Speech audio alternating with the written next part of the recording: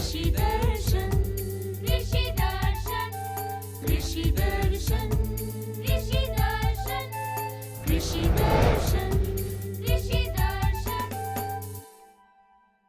जोहार। कृषि दर्शन कार्यक्रम में सभी किसान भाई बहनों का बहुत बहुत स्वागत है।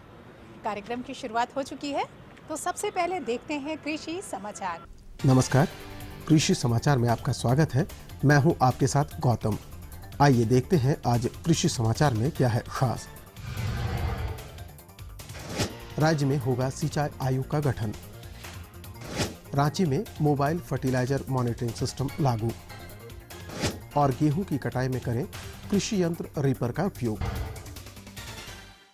और अब समाचार विस्तार से। झारखंड में जल्द ही सिंचाई आयोग का गठन किया जाएगा।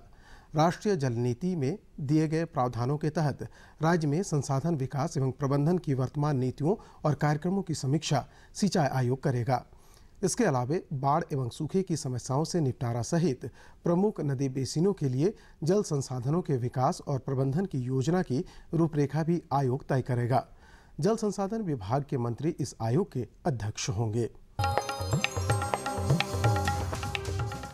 बीते दिनों केंद्रीय रसायन एवं उर्वरक मंत्रालय द्वारा रांची में mobile fertiliser monitoring system phase 2 की शुरुआत की गई। इसमें रांची जिला को पायलट प्रोजेक्ट के कार्यान्वयन के लिए चुना गया है। अब रांची जिले में खाद बिक्री की निगरानी सीधे दिल्ली से होगी। इसके लिए खाद विक्रेताओं को हर खरीदार का ब्यौरा उसी दिन मोबाइल ऐप्स पर डालना होगा। इसमें खरीदार का पूरा नाम, पिता का नाम, आधार नंबर और खरीदे गए खाद की मात्रा की जानकारी देनी होगी। जो किसान एक ही स्थान पर बड़े पैमाने पर गेहूं फसल की खेती कर रहे हैं, वो अगर हाथ से फसल कटाई ना करके कृषि यंत्र रीपर से कटाई करते हैं तो ज़्यादा फायदा में रहेंगे। इससे समय, श्रम और मजदूरी तीनों की बचत होगी। आज के आधुनिक और वैज्ञानिक युग में मशीनीकरण ने हर कार्य को आसान और तेज बना दिया है। किसान भी हाईटेक खेती का लाभ उठा रहे हैं।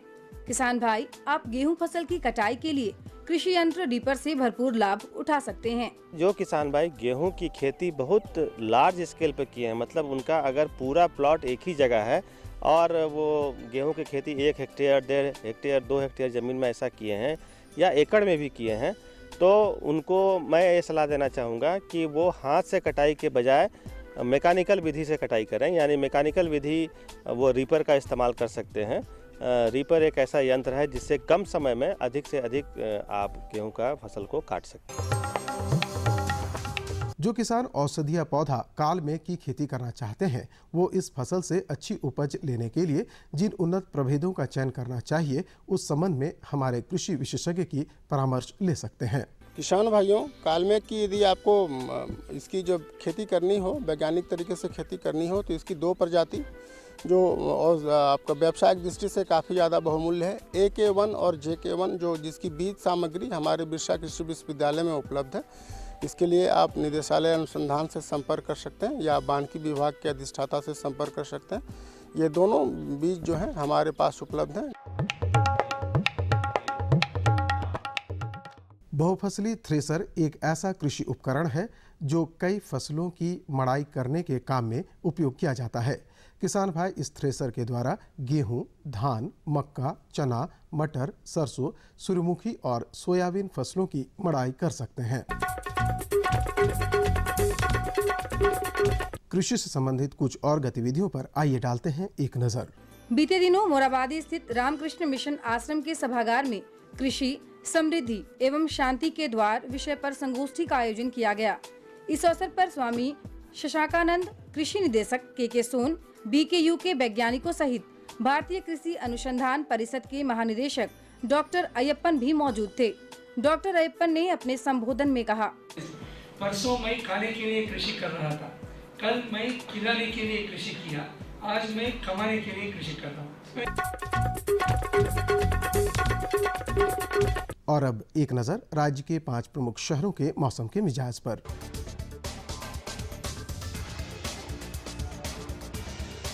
आज राज्य के 5 प्रमुख नगरों के अधिकतम और न्यूनतम तापमान कुछ इस प्रकार दर्ज किए गए। रांची का अधिकतम तापमान 38 डिग्री सेल्सियस और न्यूनतम 23 डिग्री सेल्सियस। जमशेदपुर का अधिकतम तापमान 42 डिग्री सेल्सियस और न्यूनतम 22 डिग्री सेल्सियस। मेदिनीनगर का अधिकतम तापमान 41 डिग्री सेल्सियस और न्यूनतम 26 डिग्री सेल्सियस। देवघर का अधिकतम तापमान 40 डिग्री सेल्सियस और न्यूनतम 27 डिग्री सेल्सियस। वहीं धनबाद का अधिकतम तापमान 42 डिग्री सेल्सियस और न्यूनतम 28 डिग्री सेल्सियस रहा।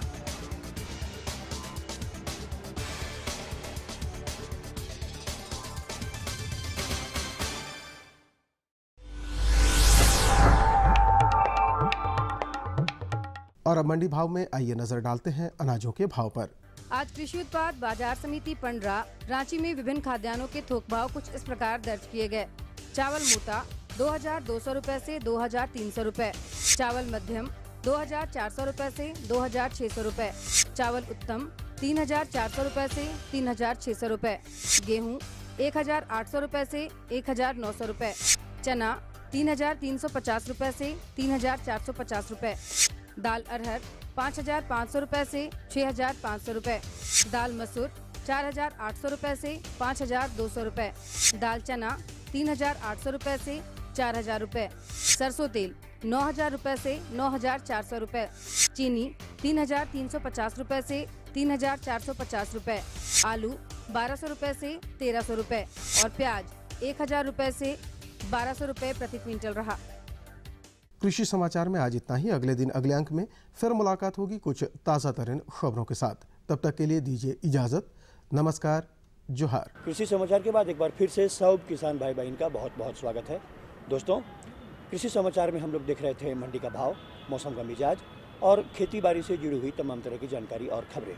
आगे हम आपके लिए ढेर सारी जानकारी लेकर के आएंगे, लेकिन उससे पहले लेते हैं एक छोटा सा विराम। ये लो और बताओ। बस। अरे ये क्या भैया जी, बस इतनी सी रासायनिक खाद? किसानी छोड़ रहे हो क्या? किसानी नहीं, नादानी छोड़ रहे हैं। मिट्टी की जांच कराई है। अब तो लालाजी जितनी जरूरत है उतने ही उर्वरक खेत में डालेंगे। हाँ, किसान भाई आज ही अपने जिले की नजदीकी भूमि परीक्षण प्रयोगशाला में मिट्टी की जांच जरूर करवाएं और मिट्टी में पोषक तत्व, नमी व पौधे के विकास को देखते हुए केवल जरूरत के अनुसार ही पोषक तत्व डालें। और हाँ, मिट्टी में गंधक, जस्ता, बोरोन जैसे सूक्ष्म पोषक तत्वों का पता लगाना भी न भूलें। उर्वरक और जैविक खाद के सही उपयोग से भूमि का उपजाऊपन बनाए रखें, उत्पादकता बढ़ाएं, खर्चा घटाएं और बहुमूल्य विदेशी मुद्रा बचाने में भी सहयोग दें। और हाँ, धीमी गति से नाइट्रोजन उपलब्ध कराने वाले उर्वरकों जैसे नीम लेपित यूरिया को प्राथमिकता दें और यूरिया का पत्तों पर छिड़काव करें। अरे वाह, तू तो सचमुच समझदार हो गया रे। अधिक जानकारी के लिए संपर्क करें जिला कृषि अधिकारी या किसान कॉल सेंटर। विराम के बाद आप सभी किसान भाई बहनों का एक बार फिर से बहुत बहुत स्वागत है। तो भाई, स्वागत तो इनका हम कर चुके हैं, अब जानकारियों का सिलसिला शुरू करें। तो बात ऐसा है ना भाजी कि इस मौसम में जो किसान लत्तर वाली सब्जी फसल लगाए हुए हैं, तो इसमें कई दफ़ा ऐसा होता है कि कई कीड़े मकोड़े, कीट पतंगे, रोग व्याधि ये सब हो जाता है। तो यहाँ पर रोग व्याधि नहीं करके खास करके कीट प्रबंधन के बारे में, कीट प्रबंधन के, कीड़ा लग जाए तो हम क्या प्रबंधन करें, क्या उपचार करें, क्या उपाय करें, इस विषय पर आज हम जानकारी लेते हैं और हमारे विशेषज्ञ हैं डॉक्टर देवेंद्र प्रसाद। आज हम विरसा के प्रांगण में हैं और आज हमारे साथ है डॉक्टर देवेंद्र प्रसाद, जो हमें बताएंगे कि सब्जी फसलों में कौन कौन से कीट है, उनका प्रबंधन किस प्रकार से करेंगे, उसके बारे में आपको विशेष जानकारी देंगे। तो हम आपसे ये जानना चाहते हैं कि अभी फिलहाल जो है वो खेतों में कौन कौन से सब्जी फसल लगे हुए हैं, उसके बारे में आप हमारे किसान भाइयों को बताएं। अभी इस समय जो अभी ये मौसम है उसमें लत्तर वाली सब्जियों का प्रधानता है, जैसे खीरा हो गया, नेनुआ हो गया, कद्दू जातीय भर का जो भी है वो हो गया आपका, जैसे कोहड़ा हो गया, कद्दू हो गया। और उसके अलावा जैसे आप देख रहे हैं कि आजकल बैगन भी काफ़ी मात्रा में होता है और भिंडी भी होता है, लेकिन हम लोग यहाँ जो बात करेंगे उसमें लत्तर वाली सब्जियों का, उस पर ज़्यादा ध्यान देने की ज़रूरत है, क्योंकि इस मौसम में सबसे अधिक जो है हर जगह पूरा झारखंड प्रदेश में लत्तर वाली सब्जियों का ही प्रधानता है। कि हम बात कर रहे हैं कि कौन कौन से कीट लगते हैं और उनका प्रबंधन किस प्रकार से करेंगे। तो सबसे पहले हम जानना चाहेंगे कि कौन कौन से जो है प्रमुख कीट हैं जो इस बार अभी जो है फसलों में लग जाते हैं, उसके बारे में हमारे किसान भाई जरूर जानना चाहेंगे। किसान भाइयों का ये उत्सुकता बनी रहती है, क्योंकि फसल तो अच्छी लगती है देखने में, लेकिन उसमें अनेक तरह के कीड़े मकोड़े का प्रकोप हो जाता है। तो प्रारंभिक अवस्था में एक कीड़ा होता है जिसका नाम है लाल भृंग। ये लाल भृंग जो है, इसका वयस्क जो है वो पत्तियों में छेद करके खाता है, पत्तियों को कुतरता है, पत्तियों में छेद करता है। लेकिन ये चूँकि लाल भृंग है, अंडे जो है पौधे के जड़ के पास देती है, और ये जब अंडे फूटते हैं तो उसका जो शिशु है, पिल्लू है, वो ज़मीन के अंदर चला जाता है, और ज़मीन के अंदर जो लत्तर वाली सब्जियों का जो जड़ है उसको काटना शुरू करता है, उसको खाना शुरू करता है, जिसके कारण बहुत सा पौधे मर भी जाते हैं। और दूसरा सबसे ज़्यादा नुकसान है कि जो फल या सब्जियां जो ज़मीन से सटा हुआ रहता है, स्पर्श करता है ज़मीन से, उसमें भी वो कीड़े का जो मैं लाल भृंग का जो मैं पिल्लू बताया जो ज़मीन में रहता है, वो जो है ये इसमें छेद कर देता है। छेद करने के कारण वो फल बाद में उसमें सड़न प्रारंभ हो जाता है, तो बाज़ार भाव भी नहीं मिलता है और काफ़ी नुकसान देखना पड़ जाता है किसान भाइयों के। तो लाल भृंग की बात हुई। और आजकल दूसरा जो सबसे महत्वपूर्ण है वो फल बेधक कीट है, या हम कह सकते हैं फल बेधक मक्खी।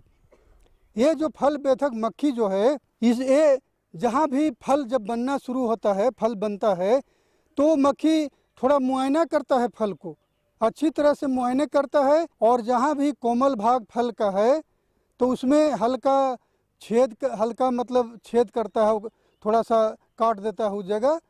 या फिर कहें कि जो ये पिछला भाग होता है ये वयस्क मक्खी का, उससे उसमें अंडे दे देती है, उसके छिलके में अंडा दे देती है, और बाद में ये जो मक्खी है वो एक तरह का तरल पदार्थ छोड़ता है, जिसके कारण जो ये छेद में अंडा जो देती है उसके ऊपर एक लेप लग जाता है, तो अंडे का भी सुरक्षा हो जाता है और पता भी नहीं चलता है कि कोई कीड़ा इसमें लगा हो। लेकिन जब ये जो अंडे जब फूट जाते हैं तो अंडे से जब पिल्लू निकलता है तो अंदर की ओर खाना शुरू करता है, अंदर में चला जाता है और गुद्दे को खाना प्रारंभ करता है। तो धीरे धीरे वो उस जो फली सब्जियां हैं, जैसे कद्दू हो गया, खीरा हो गया, या फिर आपका करेला हो गया, उसमें भी मतलब ये उस समय तो आपका करेला में तो खास करके जो है फूलों या जब फलियां बनती है ना, उस समय कोमल त्वचा में अंडा दे देती है, और चूंकि अंडा देने के बाद वो पिल्लू जब निकलता है तो अंदर में खाना शुरू कर देता है। तो स्वभाव एक ही तरह का है, चाहे वो कद्दू जाति का हो या फिर खीरा हो या फिर आपका करेला हो, तो अंदर जब खाना शुरू कर देता है तो अंदर में खाते खाते वो फल खराब हो जाते हैं, और चूंकि छेद जहाँ रहता है उससे वो एक प्रकार का जीवाणु प्रवेश कर जाते हैं, तो फल भी सड़ने लग जाता है। जब फल सड़ने लगता है तो बाजार भाव बेकार हो जाता है। तो अब ये दो चीज़ खास करके, ये दो जो कीट है जो खास करके लत्तर वाली सब्जियों में लगता है, उसके नियंत्रण के लिए किसान भाइयों को मैं बता देना चाहता हूँ। अभी जैसे मैंने बताया प्रारंभिक अवस्था में, तो उसके लिए एक अच्छी दवा है जिसका नाम है कार्बारिल चूर्ण। कार्बारिल चूर्ण है, 50% चूर्ण के रूप में मिलता है। उसको 1 लीटर पानी में करीब करीब 2.5 ग्राम का घोल बना लें, और अगर 1 लीटर पानी हो तो उसमें 1 ग्राम सर्फ मिला दें अच्छी तरह से, उसके बाद छिड़काव करते हैं तो ये बहुत ही अच्छा काम करता है। लेकिन एक प्रश्न उठता है कि जो पिल्लू जमीन के अंदर है तो उसको हम उसके जहाँ भी हर थाला में कम से कम 50 ग्राम करंज की खली या नीम का खली आप दे दें, और हल्की सिंचाई कर दें या रात भर फुला दें, और थोड़ा थोड़ा उसमें 50 ग्राम हर थाला में डाल दें, तो भी ये आपका पिल्लू को नियंत्रित करेगा।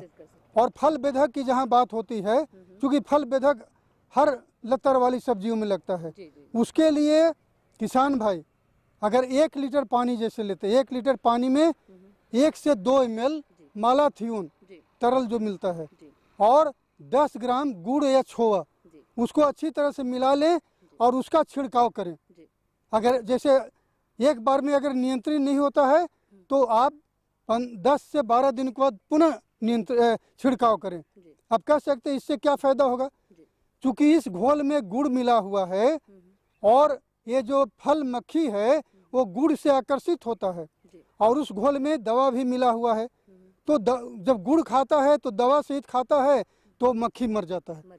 तो इसको हमको मक्खी को ही नियंत्रण करना है, क्योंकि आगे वो अंडा नहीं दे, क्योंकि ये अंडा जो है फल के छिलका में देता है। इन्होंने बताया कि अगर हम फसलों की सही उचित और देखभाल करेंगे तो उससे मजीद से मुनाफा भी कमा सकते हैं और हमारी जो फसल है वो भी नियंत्रित रह सकते हैं और कीटाणु से बच सकते हैं। तो आप हमारे डॉक्टर साहब, आप हमें इस कार्यक्रम में इतनी अच्छी और महत्वपूर्ण जानकारी दी। आशा करते हैं कि इस जानकारी से हमारे जो है किसान भाई जरूर लाभ उठाएंगे। तो जाते जाते आपका बहुत बहुत धन्यवाद डॉक्टर साहब। नमस्कार भाई, निश्चित ये जानकारी बहुत ही अच्छी थी। हाँ, बेशक। डॉक्टर साहब ने जो जानकारी दी उससे हमें लगता है हमारे किसान भाई बहन निश्चित लाभान्वित होंगे। तो जानकारियों का सिलसिला तो हम बढ़ाएंगे ही, उसके पहले देखते हैं ये संदेश। टपक टप टप टपक टप टप टपक टप टप टपक टप टपक टप टप टपक टप टपक टप टप टपक टप। ये टपक टप टप क्या है? ये है किसानों के जीवन में समृद्धि और खुशहाली लाने का आसान उपाय। कैसे? पानी की एक एक बूंद बचाइए, फसलों की सिंचाई के लिए टपकन विधि और स्प्रिंकलर सिस्टम अपनाइए, यानी कि टपक टप टप से खेतों में हरियाली लाइए और जीवन में खुशहाली। टपक टप टप? हाँ भाई हाँ, ये है सूक्ष्म सिंचाई पद्धति। इसमें 50% तक पानी के साथ साथ उर्वरकों की बचत होती है। वाह भाई, ये तो कमाल हो गया। एक कमाल और, वो क्या? इसके लिए सरकार द्वारा अनुदान भी मुहैया कराया जा रहा है, साथ में ऋण की सुविधा भी उपलब्ध है। अब समझ में आया टपक टप टप। संदेश के बाद एक बार फिर से सब किसान भाई बहन का बहुत बहुत स्वागत है। तो केतकी भौजी, हम लोग फसल की बात किए। बिल्कुल। तो खेती से जुड़ी हुई और ढेर सारे कार्य होते हैं, जिसमें से कि एक है पशुपालन। निश्चित। और पशुपालन में खास करके सूकर पालन। तो जो पशुपालक भाई सूकर पालन कर रहे हैं, और अभी गर्मी का सीजन भी है। अरे मत कहिए, गर्मी तो एकदम इतना जोरदार पड़ रहा है। इंसान पशु भी परेशान है। हाँ, तो खासकर गर्मी के मौसम में, इस मौसम में सूकरों की देखभाल कैसे करें, इस विषय पर आज जानकारी हम आपको दिलवा रहे हैं। बिल्कुल, और जानकारी देंगे हमारे विशेषज्ञ डॉक्टर रविंद्र कुमार। आज हम आए हुए हैं बिरसा के प्रांगण में और जानेंगे कि गर्मी के मौसम में सूकरों की समुचित देखभाल कैसे करें। इसके बारे में हमारे साथ जो मौजूद हैं डॉक्टर रविंद्र कुमार जी देंगे विस्तृत जानकारी। डॉक्टर साहब, अभी गर्मी का मौसम आ गया है और ऐसे में जो हमारे सूकर पालक किसान हैं वो उसकी देखभाल में क्या जो वैज्ञानिक तरीके हैं वो क्या अपनाएंगे? हाँ, अभी गर्मी का अभी मौसम आ चुका है और तापमान काफ़ी बढ़ चुका है। अभी 38 और 40 डिग्री सेल्सियस जो है यहाँ का तापमान हो चुका है। इस समय हमारे किसान भाइयों को मैं कहना चाहता हूँ, जो भी पशुपालन से जुड़े हैं वो काफ़ी सतर्क हो जाए और जो पशु हैं वो खास करके अभी गर्मी से बचाने के उपाय उनको करना चाहिए कि किस तरह से पशु को गर्मी के प्रकोप से बचाया जा सके। इसमें गर्मी के प्रकोप से बचाने के लिए मुख्य रूप से जो बातें हैं मैं बताना चाहता हूँ कि सबसे पहला है कि वैसे नस्ल का चुनाव करें जिन पे ये गर्मी का प्रकोप कम होता है। दूसरा चीज़, आवास की सही व्यवस्था करें। तीसरी बात, खाना और पानी। ये मुख्य रूप से 3-4 बातें हैं जिनको विशेष रूप से आपको अपना करके, वैज्ञानिक तरीके से अपना करके आप उसको जो है कि अच्छा तरह से आपके से होने वाली गर्मी के कारण होने वाली हानियों से बचा जा सकता है। तो सबसे पहले तो हमारे किसान भाई जानना चाहेंगे कि गर्मी के लिए जो उपयुक्त नस्ल हैं वो कौन कौन सी है? खास करके जो मैं सूकरों में बताना चाहता हूँ कि वैसे नस्ल का चुनाव, जैसे सूकरों में देसी नस्ल है, विदेशी नस्ल है और संकर नस्ल है। तो देसी नस्ल में भी प्रकोप कम होता है, लेकिन उसमें जो है कि उत्पादन क्षमता कम होती है। इसलिए नस्ल का जब चुनाव करते हैं तो उसमें संकर नस्ल का चुनाव करें, जिसमें देसी का भी ब्लड होता है और विदेशी का। जैसे हमारे TND नस्ल है हमारे सूकरों में, उसमें अगर उस तरह के आप सूकर पालते हैं तो गर्मी से जो होने वाली हानियां हैं, ये गर्मी को झेलने की क्षमता इसमें होती है और गर्मी का प्रकोप बहुत ज़्यादा इस पर नहीं पड़ता है। तो पहली बात है कि जो है कि उचित नस्ल का चुनाव करें। सूकरों में TND नस्ल पालें, जिससे कि हमारे जो वातावरण में ज़्यादातर जो गर्मी का प्रकोप जो ज़्यादा होता है उससे बचा जा सकता है। उसके बाद जो है कि गर्मी का क्या क्या हानियाँ हो सकती है तापमान बढ़ने से, जैसे गर्मी का प्रकोप मैं बता रहा हूँ। तो इसमें हानियाँ की जब बात करते हैं तो सबसे पहला चीज़ है कि गर्मी का तापमान जैसे ही बढ़ता है वातावरण का, तो उसमें सूकर खाना पीना कम कर देती है। उसके बाद जानवर स्ट्रेस में रहते हैं, बीमारियों की भी संभावना अधिक होती है।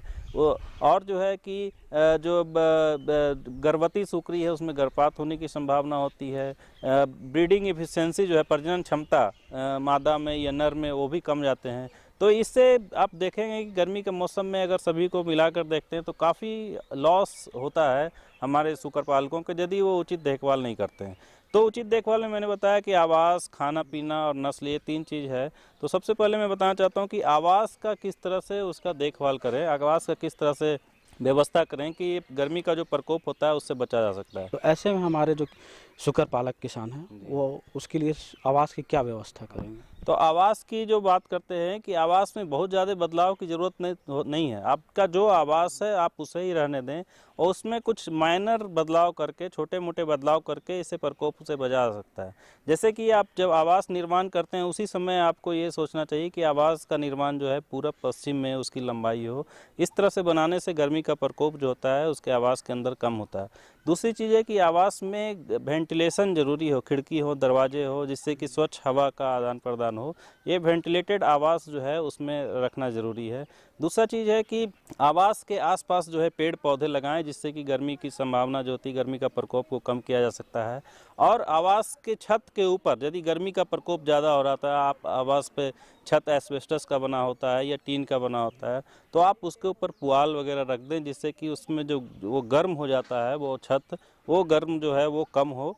दूसरी चीज़ है कि उसको उजले रंग से पेंट भी कर सकते हैं। यदि आपका आवास जो है वो एस्बेस्टस का बना होता है तो उजले रंग से आप छत को पेंट कर देते हैं, तब भी उसका गर्मी का प्रकोप काफ़ी हद तक कम हो सकता है। तो ये तो होता है कि आवास में आप थोड़े बहुत बदलाव करके आप उसको ठीक तरह से रख सकते हैं। दूसरी बात है कि आप जब गर्मी का प्रकोप अधिक होता है तो आप पानी का छिड़काव करें उस पर, उसके शरीर के ऊपर, या तो उसमें छिड़काव कर सकते हैं या फिर बाल्टी से भी पानी उसमें शरीर को धो सकते हैं, या फिर जो प्रेशर होता है प्रेशर से ही पानी आप दे सकते हैं। इससे शरीर उसका अगर भींगा रहेगा तो गर्मी से जो प्रकोप होता है वो प्रकोप को हम काफ़ी हद तक कम कर सकते हैं। पिलाने के लिए आप स्वच्छ पानी दें, जो भी पानी है वो उसको ठंडा पानी दें और स्वच्छ पानी दें। जिससे पिलाने के लिए आप बार बार उसको पानी दें, 3 बार 4 बार या 5 बार जो है। उसके अलावा बेलोइंग टैंक भी बना सकते हैं आप। जैसे कि आपका शुकर ज़्यादा है तो आप टैंक एक पानी का हौद टाइप का बना दें, उसमें पानी भर दें। तो अगर गर्मी का प्रकोप ज़्यादा होता है तो उससे पानी से उसको बचाया जा सकता है। किसान भाइयों, अभी आपने जाना कि आवास की व्यवस्था शुकर पालन में गर्मी के मौसम में कैसे करें। अब एक महत्वपूर्ण जो चीज़ आती है वो है खान पान। तो गर्मी के मौसम में खान पान की क्या व्यवस्था हो, इसके बारे में डॉक्टर साहब। यहाँ गर्मी के मौसम में देखा जाता है, आप देखेंगे कि जो आपके पशु हैं वो खाना पीना कम कर देते हैं। इसका मुख्य कारण है कि गर्मी का प्रकोप जब अधिक होता है जानवर स्ट्रेस में आ जाते हैं, पशु स्ट्रेस में आ जाते हैं और वो खाना पीना कम कर देते हैं। इसका सीधा प्रभाव उसके इकोनॉमिक्स पे पड़ता है, आमदनी पे पड़ता है। बढ़ने की क्षमता कम हो जाती है, बच्चे देने की क्षमता कम हो जाती है, जानवर बीमार हो जाते हैं। तो इससे उसका सीधा आमदनी जो है वो घट जाता है। तो इससे बचाने के लिए हमारे किसान भाइयों को ये कोशिश करना चाहिए कि खाना जो जानवर खाते हैं, शुकर खाते हैं, उसको मात्रा में कमी नहीं होना चाहिए। इसके लिए आप क्या प्रबंधन कर सकते हैं? इसके लिए जो है कि आप खाना वैसे समय दें जब वातावरण का तापमान जो है वो कम हो, ज़्यादा नहीं हो। जैसे कि सुबह में आप उसको खाने के लिए दे सकते हैं 5-6 बजे, जब वातावरण का तापमान वो ठंडा रहता है। शाम में दे सकते हैं। और इसके बाद जो खाने की जो मात्रा कम होती है, इसको बढ़ाने के लिए आप फ्रीक्वेंसी बढ़ा सकते हैं। आप जैसे 2 बार खाना दे रहे हैं तो उसको 3 या 4 बार थोड़ा थोड़ा करके दे सकते हैं, जिससे वो खाना जितना उसको खाना चाहिए वो खा लेंगे। तो इस तरह से आप फ्रीक्वेंसी बढ़ा सकते हैं। उसके अलावा जो है कि लिक्विड डाइट आप दे सकते हैं। खास करके जो प्रजनन युक्त जो पशु हैं उसको दाने को पानी में भिगो करके आप उसको खाने के लिए दे सकते हैं। तो इससे जो है वो खाने की जो मात्रा होती है वो बढ़ जाती है और इससे प्रकोप जो है वो कम नहीं होता है। तो ये जो है कि खाने पीने का जो माइनर जो है वो चेंजेस कर सकते हैं। पानी जो है स्वच्छ होना चाहिए, ठंडा पानी पीने के लिए आप दें उनको। तो इस तरह से आप जो है करके आप खाना पीना कम जो है खाने में जो कमी होती है उसको आप पूरा कर सकते हैं। दूसरी बात देखा जाता है कि गर्मियों के मौसम में पौष्टिक आहार जो है, चूँकि खाना वो 10 से 20% खाना कम लेते हैं, तो इससे जो शरीर में मिलने वाली ऊर्जा है और पौष्टिक आहार है, मिनरल्स है, विटामिन्स है, उसकी भी कमी हो जाती है। तो इस कमी को पूरा करने के लिए आप उचित मात्रा में विटामिन्स और मिनरल्स जो है उसके खाद्य पदार्थ में आप ऐड करें, जिससे कि है कि उससे होने वाली जो संभावना है, जो उससे हानियां हैं, उसको कम किया जा सकता है। तो इस तरह से आप जो है कि खाने पीने का माइनर चेंजेस करके, बदलाव करके, उसमें जो होने वाली जो कंजम्पशन जो कम होता है उसको आप पूरा कर सकते हैं। तो और खाने पीने में की जब बात करते हैं तो आप स्वच्छ खाना दें। खास करके मैं सूकर पालकों को बहुत कहना चाहता हूं जो कि होटलों की जूठन सामग्री खिलाते हैं, तो मैं उनसे कहना चाहता हूं कि वो फ्रेश खाना उनको दें और 1 या 2 दिन का बासी खाना, पुराना खाना उसको नहीं दें, ताकि इससे जो टॉक्सिसिटी डेवलप हो जाता है, खासकर गर्मियों के मौसम में जो होटल वेस्टेज हैं उसमें टॉक्सिन्स जो है गर्मी के कारण वो हो जाता है, जिसको सूकरों में खिलाने से उसका प्रभाव उसमें अधिक पड़ता है। तो इस तरह से उसको कम किया जा सकता है कि आप जो है कि उसको फ्रेश खाना दें और पानी की मात्रा दें, आप लिक्विड डाइट दें, तो ये सब आप करके उसको ठीक कर सकते हैं। तो किसान भाइयों, आपने देखा कि डॉक्टर साहब ने कितनी अच्छी जानकारी दी। कहा कि अगर गर्मी के मौसम में सूकर पालन करना है तो उसके लिए नस्ल की व्यवस्था अच्छी होनी चाहिए, आवास की व्यवस्था अच्छी होनी चाहिए और खान पान पर विशेष रूप से ध्यान देना चाहिए। डॉक्टर साहब, आप हमारे इस कार्यक्रम में इतनी अच्छी जानकारी दी, इसके लिए आपका बहुत बहुत धन्यवाद। धन्यवाद। बहुत बढ़िया जानकारी। तो भाजी, सूकरों की देखभाल किस तरह से हम अच्छे तरीके से कर सकते हैं? गर्मियों के सीजन में उनकी देखभाल कैसे करें? तो दोस्तों, अब कार्यक्रम समाप्ति की ओर है। हम आज का अंक शेष करें उससे पहले आप कागज कलम उठाएं और लिखें हमारा पता है कार्यक्रम कृषि दर्शन, कृषि प्रकोष्ठ, द्वारा केंद्र निदेशक, दूरदर्शन केंद्र, रातू रोड, रांची, पिन संख्या 834001। इसी के साथ हमें, मंगरा को और हमारी पूरी टीम को दीजिए इजाजत। जोहार।